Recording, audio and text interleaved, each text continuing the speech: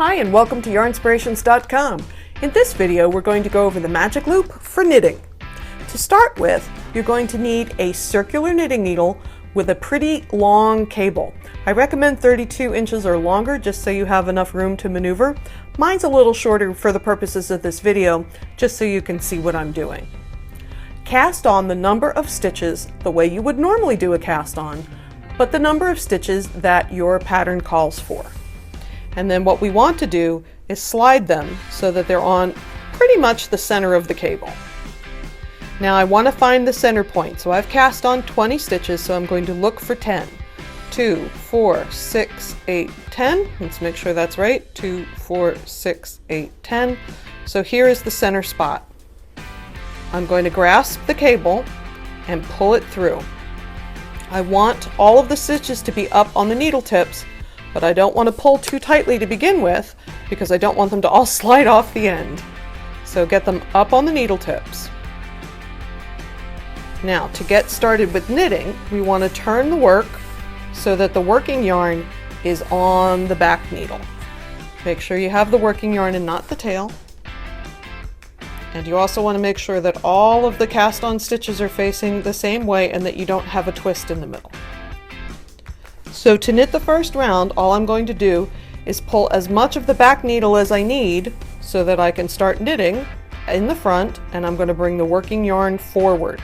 Now I'm going to give that a little tug so that I don't get laddering between the two halves of the round. So remember, each needle tip only has half the round. So my round has 20 stitches, but I only have 10 on each side. So you have to make sure when you're knitting that you knit complete rounds. So there's one. I'm going to give that a tug. I don't want it to be too loose. 2.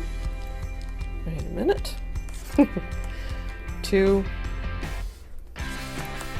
3, 4, 5, 6, 7,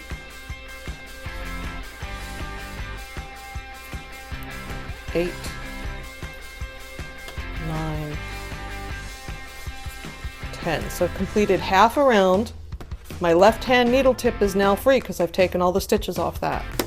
I want to turn the work. Make sure that the working yarn is to the right of the back needle, and I'm going to slide all the stitches that are on the cable back up onto the needle tip.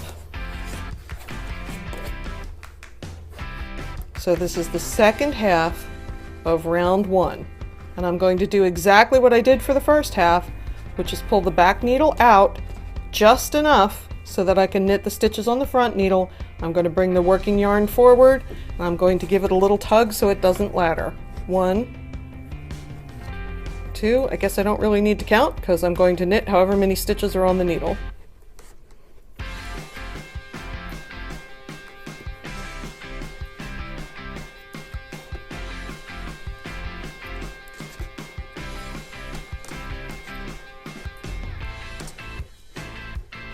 Once again, I'm coming up to the end of the half of the round. My left hand needle is free now. I'm going to turn the work. The working yarn is in the back, and slide the stitches that are on the cable back up to the needle tip. And just like we've been doing, I want to make sure I can bring the working yarn forward. There it is. I'm going to pull the needle tip out of the back of the work just enough so I can knit the front. And when I knit that first stitch, I'm going to give it a little tug to make sure that it doesn't get too loose and leave what's called a ladder, which is when there's stretching between one half of the round and the other half of the round. Now, I will say that the more knitting you have done, the easier it is to see. When this piece is a little bigger, it's a lot easier to see what you're doing. And this works especially well for projects, of course, with more than 20 stitches on them. But again, I've only used a small amount of stitches so that you can watch me work. So once again, I finished half a round. I'm going to let the needle go. I'm going to turn the work. My working yarn is on the back needle. And I'm going to push the cable through.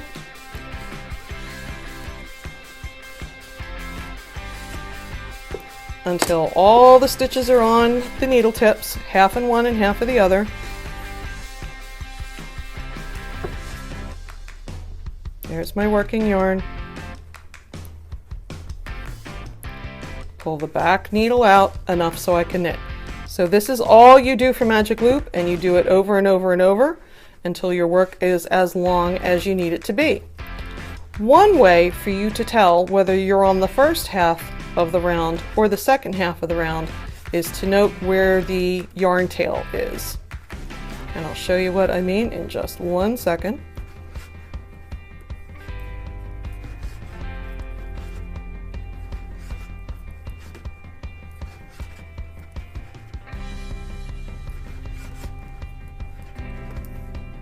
See, there's my knitting coming along. Let that left hand go and turn the work.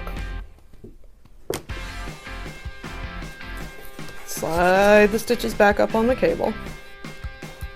Now you can see that my tail yarn is hanging on the side closest to the tip on one half of the round. When I do the other half of the round, the tail yarn will be hanging on the side of the work that's farthest away from the tip.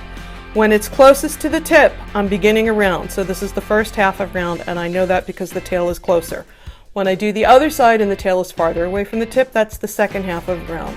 When you put your work down, because you're going to walk away and cook dinner or answer the telephone or whatever you're going to do, if you do it every time with the tail yarn closest to the tip, then you know that when you sit back down and pick up your knitting again, that you're ready to start a new row, or round rather. So that is Magic Loop. Thanks for joining us.